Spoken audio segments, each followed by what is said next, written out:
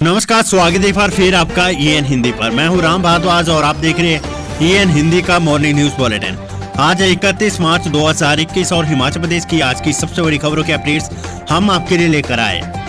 Himachal Pradesh university से जुड़ी हुई बड़ी खबर आ रही है। एक नया फैसला हिमाचल प्रदेश यूनिवर्सिटी ने लिया है। इसके अतिरिक्त हिमाचल प्रदेश स्कूल शिक्षा बोर्ड से जुड़ी हुई बड़ी खबर आ रही है। खासकर 9th और 11th के जो स्टूडेंट्स हैं उनसे जुड़ी हुई बड़ी खबर आ रही है। नए दिशा निर्देश इस पर जारी किए गए हैं।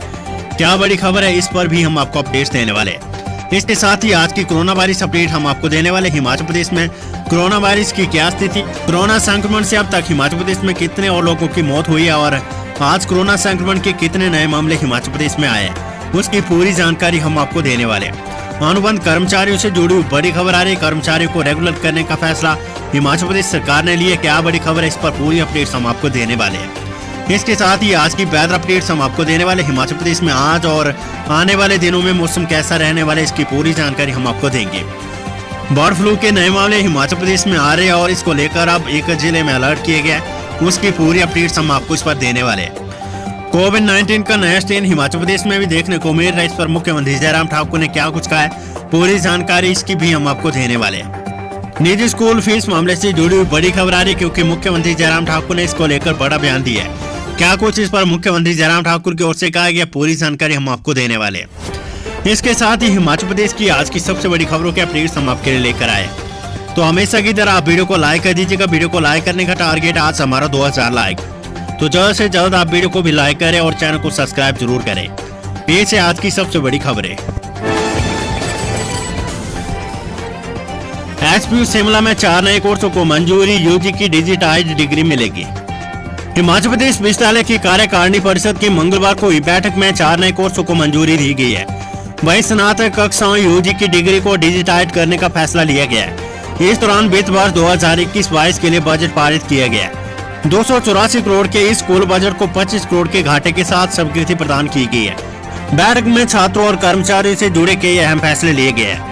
यूनिवर्सिटी के कुलपति प्रोफेसर सिकंदर कुमार की अध्यक्षता में हुई इस बैठक में EC ने केस संघ योदोन प्रोजेक्ट एसोसिएट ऑस्ट्रेलिया एवं न्यूजीलैंड अध्ययन केंद्र की सेवाओं को स्वयं वित्त पोषित करने की स्वीकृति प्रदान की है। विश्वविद्यालय में शुरू किए गए नए कोर्स B.Liv, M.Liv, MA रक्षा एवं सामरिक अध्ययन के लिए फीस स्ट्रक्चर को अनुमोदित किया गया है, जिसे लागू कर दिया जाएगा। University institute of technology UIT को सुचारू रूप से चलाने के लिए विभागों को 6 अलग अलग विभागों में आवंटित करने की स्वीकृति प्रदान की गई है। इसमें विश्वविद्यालय में स्थापित किए गए नए विभिन्न पीठों के अध्यक्षों के लिए छुट्टियों से संबंधित समितियों की सिफारिशों को स्वीकृति दी गई है।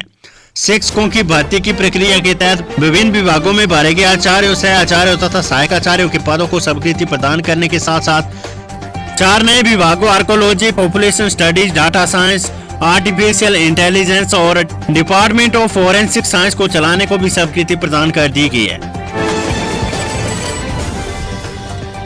हिमाचल में प्रमोट होगी 9वीं और 11वीं कक्षा के हजारों विद्यार्थी, निर्देश जारी। हिमाचल प्रदेश के सरकारी स्कूलों में पढ़ने वाले नॉन बोर्ड कक्षाओं के विद्यार्थियों को अगली कक्षा में प्रमोट करने का फैसला लिया गया है। प्रदेश उच्च शिक्षा निदेशालय ने मंगलवार देर शाम को इस संबंध में लिखित निर्देश जारी कर दिए। प्रदेश के सरकारी स्कूलों में पढ़ने वाले 9वीं और 11वीं कक्षा के हजारों विद्यार्थी बिना परीक्षा परिणाम के आधार पर अगली कक्षा में प्रमोट किए जाएंगे। कोरोना संकट के चलते प्रदेश सरकार ने लगातार दूसरे वर्ष की परीक्षाओं में विद्यार्थियों को फेल नहीं करने का फैसला लिया है। बीते दिनों हुई 9वीं और 11वीं कक्षा की परीक्षाएं नहीं देने वाले विद्यार्थियों को प्रमोट नहीं किया जाएगा। इन विद्यार्थियों को करीब 2 माह बाद दोबारा से परीक्षाएं देने का मौका दिया जाएगा। इन विद्यार्थियों को परीक्षा परिणाम के आधार पर ही अगली कक्षा में भेजा जाएगा।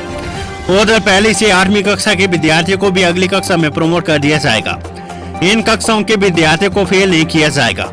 शिक्षा का अधिकार अधिनियम के तहत पहली से 8वीं तक के विद्यार्थियों को मूल्यांकन के आधार पर अगली कक्षा में भेजा जाता है। मंगलवार को उच्च शिक्षा निदेशक की अध्यक्षता में सभी जिला उपनिदेशकों के साथ वीडियो कॉन्फ्रेंसिंग हुई। किन्नौर और लाहौल स्पीति जिले के अलावा 10 जिलों के अधिकारी इस दौरान मौजूद रहे। अधिकांश अधिकारियों ने कोरोना संकट के दौरान हुई ऑनलाइन पढ़ाई का हवाला देते हुए इस वर्ष भी विद्यार्थियों को प्रमोट करने की वकालत की। जिला उपनिदेशकों ने तर्क दिया कि परीक्षा परिणाम के आधार पर नतीजे जारी करने से कई विद्यार्थी अगली कक्षा में नहीं जा पा रहे हैं। ऐसे में सरकार को इस संबंध में विचार करना चाहिए। देर शाम को इस मामले को लेकर शिक्षा विभाग के अधिकारियों के बीच विस्तृत चर्चा हुई। शिक्षा मंत्री से भी इस सोच को साझा किया गया। विभागीय अधिकारियों ने बताया कि विस्तृत चर्चा के बाद 9वीं और 11वीं कक्षा के विद्यार्थियों को अगली कक्षाओं में प्रमोट करने की सहमति बन गई है। उधर शिक्षा निदेशालय की ओर सभी जिला उपनिदेशकों को मौखिक तौर पर बुधवार को विद्यार्थियों को अगली कक्षाओं में प्रमोट करने की जानकारी देने को कह दिया गया है। बड़ी खबर, अनुबंध पर 3 साल का कार्यकाल पूरा कर चुके कर्मचारियों को रेगुलर करने के निर्देश। राज्य में अनुबंध पर 3 साल का कार्यकाल पूरा कर चुके कर्मचारियों को सरकार ने नियमित करने के आदेश जारी कर दिए। इसे लेकर कार्मिक विभाग ने मंगलवार को आदेश जारी कर सभी विभागाध्यक्षों को पात्र कर्मचारियों को रेगुलर करने के लिए कहा है। इससे विभिन्न विभागों में सैकड़ों कर्मचारी लाभान्वित होंगे। सबसे अधिक शिक्षा विभाग, पीडब्ल्यूडी और स्वास्थ्य विभाग के कर्मचारी इन आदेशों के तहत रेगुलर होंगे। जिन अनुबंध कर्मचारियों का 3 साल का कार्यकाल आगामी सितंबर माह में पूरा होगा, उन्हें 30 सितंबर से रेगुलर किया जाएगा। इसी तरह 5 साल पूरा करने वाले डेली बेजर और कंटीजेंट पेड वर्कर को भी रिक्त पदों पर रेगुलर किया जाएगा। इसके लिए कोई नया पद सृजित नहीं होगा। इनके नियमितीकरण के बाद डेली बेजर और कंटीजेंट पेड वर्कर का वास्तविक पद खत्म किया जाएगा। कार्मिक विभाग के इन आदेशों के बाद अनुबंध दैनिक भोगी व कंटीजेंट पेड वर्कर को लेकर संबंधित विभागों द्वारा नियमितीकरण को लेकर आदेश जारी किए जाएंगे। अधिकतर विभागों ने रेगुलर होने वाले कर्मचारियों की सूची मंगवा रखी है। आप केवल आदेशों का इंतजार। राज्य सरकार के अनुबंध पॉलिसी के मुताबिक 3 साल पूरा करने वाले अनुबंध कर्मचारियों को हर साल 31 मार्च और 30 सितंबर को रेगुलर किया जाता है। बड़ी खबर, पोंग बांध में मृत पक्षियों में बर्ड फ्लू की वापसी से फिर दहशत। हिमाचल प्रदेश के कांगड़ा जिले के पोंग बांध क्षेत्र में मृत मिले प्रवासी पक्षियों की रिपोर्ट में एक बार फिर से बर्ड फ्लू की पुष्टि हो गई है। मृत मिले पक्षियों के 14 सैंपल जांच के लिए जालंधर लैब भेजे गए थे। उनमें एवियन इन्फ्लुएंजा H5N8 की पुष्टि हुई है। पशुपालन विभाग के जिला कांगड़ा के उपनिदेशक डॉक्टर संजीव धीमान ने इसकी पुष्टि की है। एक बार फिर से घातक संक्रमण के फैलने की आशंका से क्षेत्र में दहशत का माहौल है। वही मंगलवार को पोंग झील में 6 और प्रवासी पक्षियों की संदिग्ध हालत में मौत हुई है। ये सभी मृत पक्षी नगरोटा सूर्य बीड़ से मिले। इसके साथ ही 6 दिन में मृत पक्षियों का आंकड़ा बढ़कर 42 पहुंच गया है। अब तक यहाँ सबसे ज्यादा बार हेडेड ग्रीज प्रजाति के पक्षियों की मौत हुई है। DFO wild life Rahul Rahane ने इसकी पुष्टि की है। और अब आज की कोरोना वायरस अपडेट। 6 और कोरोना संक्रमितों की मौत, 335 नए पॉजिटिव मामले। हिमाचल प्रदेश में 6 और कोरोना पॉजिटिव मरीजों की मौत हो गई है। मंगलवार को टांडा मेडिकल कॉलेज में पालमपुर क्षेत्र के 70 वर्षीय संक्रमित बुजुर्ग ने दम तोड़ दिया। वहीं हमीरपुर में 80 वर्षीय बुजुर्ग, सोल में 78 वर्षीय बुजुर्ग महिला, ऊना में 73 और 82 वर्षीय बुजुर्ग और 36 वर्षीय कोरोना संक्रमित महिला की मौत हो गई है। उधर प्रदेश में मंगलवार को 335 लोगों की कोरोना टेस्ट की रिपोर्ट पॉजिटिव आई है। इनमें कांगड़ा जिले में 90, ऊना 68, हमीरपुर 37, बिलासपुर 33, कुल्लूदास, सोलन 22, मंडी 25, शिमला 23, सिरमौर 21, चंबा 5 और किन्नौर में 1 नया मामला है। सोलन में सोमवार को वृंदावन की यात्रा कर सोलन पहुंचे 22 यात्रियों समेत 80 लोग कोरोना संक्रमित निकले हैं। सभी संक्रमितों को आइसोलेट कर दिया गया है। जिला स्वास्थ्य अधिकारी डॉक्टर मुक्ता रस्तोगी ने इसकी पुष्टि की है। उत्तर प्रदेश में मंगलवार को कोरोना की जांच के लिए 5479 लोगों की सैंपल लिए गए। इनमें से 4963 की रिपोर्ट नेगेटिव और 231 सैंपलों की रिपोर्ट आनी है।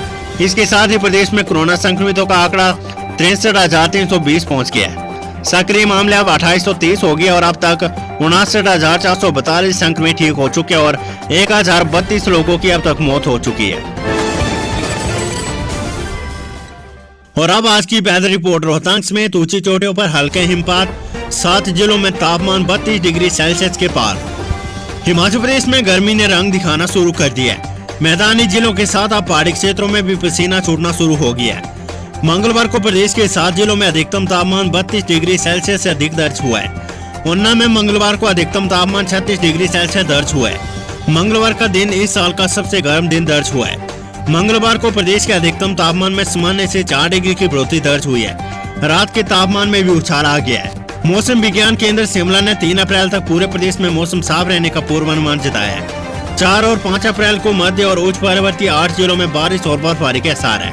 4 मैदानी जिलों में 5 अप्रैल तक धूप खिली रहने की संभावना है। इस दौरान अधिकतम तापमान में बढ़ोतरी दर्ज होने से गर्मी और बढ़ने की संभावना है। मंगलवार को राजधानी शिमला सहित प्रदेश के सभी क्षेत्रों में मौसम साफ रहा।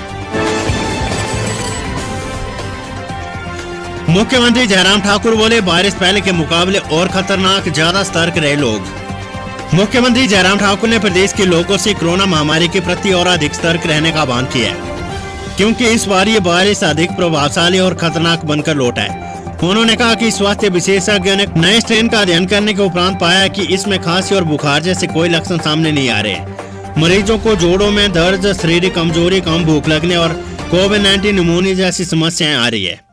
मुख्यमंत्री doctor Rajendra Prasad medical college Tanda के परिसर में प्रदेश में कोविड महामारी की स्थिति की समीक्षा बैठक की अध्यक्षता कर रहे थे। उन्होंने कहा कि मरीजों का स्वास्थ्य बिगड़ने में अब कम समय लग रहा है और कभी कभी कोई भी लक्षण सामने नहीं आ रहा है, इसलिए परिवार और समाज को खतरे में डालने से बेहतर है कि हम और अधिक सतर्क रहे। उन्होंने चिकित्सा अधिकारियों और स्थानीय प्रशासन को उन लोगों पर कड़ी निगरानी रखने को कहा है जो होम क्वारंटीन। ऐसे में लोगों की निगरानी करने और समाज को जागरूक करने के लिए स्थानीय पंचायती राज प्रतिनिधियों को शामिल किया जाना चाहिए। और बड़ी खबर अब कांगड़ा से, परीक्षा के दबाव में फंदे से झूली 10वीं कक्षा की छात्रा। प्री बोर्ड कक्षाओं के दबाव में 10वीं कक्षा की छात्रा ने मौत को गले लगा लिया। छात्रा मंगलवार से शुरू होने वाली परीक्षा को लेकर काफी चिंतित थी। सोमवार रात को ही छात्रा परिजनों से लगातार परीक्षा को लेकर चर्चा कर रही थी। पुलिस ने मामला दर्ज कर जांच शुरू कर दी है। जानकारी के अनुसार हिमाचल प्रदेश के कांगड़ा जिले में पुलिस थाना क्षेत्र हरिपुर के तहत आते हरिपुर गांव की 10वीं कक्षा में पढ़ने वाली एक 15 वर्षीय छात्रा ने फंदा लगा दिया है। बताया जा रहा है कि परीक्षा के दबाव चलते उसने ये कदम उठाया है। निजी स्कूल फीस मामला, मुख्यमंत्री जयराम ठाकुर बोले संवाद से सुलझेगा विवाद। मुख्यमंत्री जयराम ठाकुर ने निजी स्कूलों में फीस को लेकर पैदा हुए विवाद को संवाद के जरिए सुलझाने की बात कही। मंगलवार को प्रेस वार्ता में धर्मशाला में पेयजल किल्लत के सवाल पर उन्होंने कहा कि इस संकट से निपटने के लिए एक मास्टर प्लान तैयार किया जाएगा। बता रहे थे कि डस्टबिन, अंडरग्राउंड डस्टबिन जो है उसकी हालत देखी, वो जांच का विषय है अपने आप में। सोचेंगे, उस पर भी सोचेंगे, लेकिन मेरा आप सबसे इस बात के लिए निवेदन की मेहरबानी करके इस गलती को मत दोहराने दीजिए, इस जिम्मेवारी को निभाइए। और दूसरी बात आपके सामने बड़ी साफ है, ये बीच में थोड़ी सी कमी रखी क्यों है? आपका विधायक भाजपा के, सांसद भाजपा के, दिल्ली में, शिमला में सरकार भाजपा की, दिल्ली में सरकार भाजपा की, ये बीच में क्यों रखी है कड़ी? इसको हटाना चाहिए। कॉर्पोरेशन भाजपा की, विधायक भाजपा का, सांसद भाजपा का, शिमला भाजपा का, दिल्ली भाजपा का, ये लड़ी, ये कड़ी यहां से दिल्ली तक एक बननी चाहिए, तब जाकर के समिति तक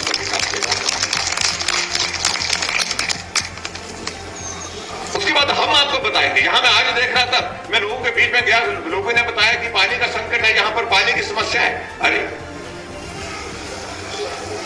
इतना सारा बजट, इतना सारा पैसा दिया हुआ है, उसके बावजूद पानी का संकट है।